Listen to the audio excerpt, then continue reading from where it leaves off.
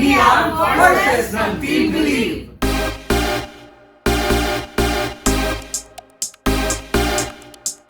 So, after po ng blind auditions, sobrang overwhelming po sa pakiramdam kasi hindi po namin talaga, syempre po, gusto po namin talagang mapapasok pero hindi po namin ina-expect sa dami po ng mga nag-auditions, hindi po namin ina-expect na mapapasama po kami sa mga nakapasok. Pagkatapos ng blind audition talaga, hindi talaga agad nag-sink in sa sarili ko na nakapasok talaga kami kasi kita yung mga kalaban namin sobrang intimidating kasi sobrang gagaling din nila.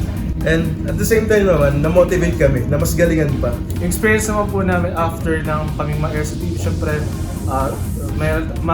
masaya.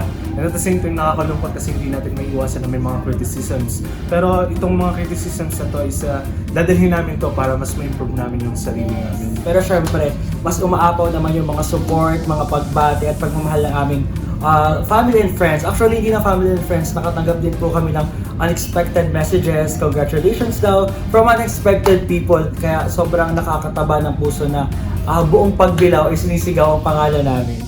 So in preparation namin for our next round, syempre we attended the workshops and syempre continuous pa rin yung training namin.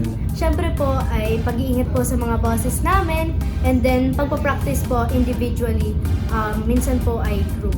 Kami rin po yung gumagawa ng sariling areglo ng kakantahin namin. Minamaster ko pa yung song sa next round.